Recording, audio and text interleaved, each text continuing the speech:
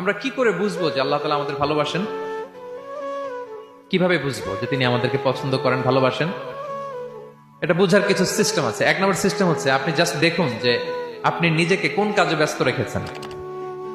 আপনি আপনাকে কোন কাজে ব্যস্ত রেখেছেন, আপনার লাইফস্টাইলের দিকে তাকান। লুক অ্যাট ইউর লাইফস্টাইল, আপনি নিজেই বুঝে যাবেন। আপনি যদি দেখেন যে না, আপনার ভালো ভালো কাজে আপনার ব্যস্ততা, আপনার এঙ্গেজমেন্ট ভালো লোকদের সাথে, আপনার সার্কেলটা ভেরি গুড সার্কেল, ভালো কাজে আপনার মন টানে, আপনি ভালো কাজ করেন, যদি আপনার কার্যক্রম এরকম হয়, তাহলে বুঝে নেবেন আল্লাহ তাআলা আপনাদেরকে ভালোবাসেন। আলহামদুলিল্লাহ। আর যদি দেখেন না, যত আকাম কুকাম আছে ওইটার সবার আগে আপনি, যেই কাজে আল্লাহর ক্রোধ আসে, আল্লাহ রাগ হয়ে যান, যেই কাজ ইসলামে করার নিষেধ, যেটাতে তার অসন্তুষ্টি, ওই কাজে আপনার এঙ্গেজমেন্ট, ইনভলভমেন্ট, আপনার সার্কেল গুলাও এরকম, তাহলে বুঝে নিবেন আল্লাহ ভালোবাসা, এই মহা সৌভাগ্য আপনার কপালে জোটে নাই।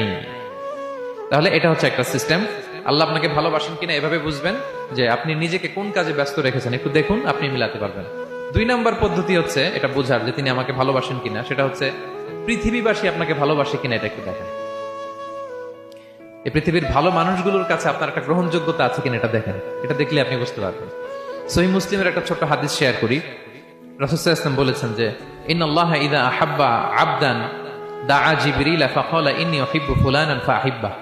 আল্লাহ তাআলা যখন কোনো বান্দাকে ভালোবাসে, তখন তিনি জিবরাইলকে ডেকে বলেন, হে জিবরাইল, আমি আমার এই বান্দাকে ভালোবাসি, তুমিও তারে ভালোবাসো।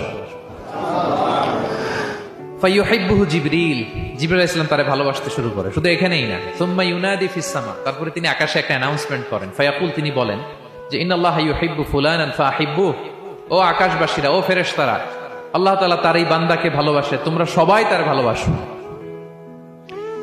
তখন ফায়ুহিব্বুহু আহলুস সামা, গোটা আকাশবাসী তারে ভালোবাসতে শুরু করে, মানে ফেরেশতারা। তো আল্লাহ তাআলা এবং সকল ফেরেশতারা যখন তাকে ভালোবাসে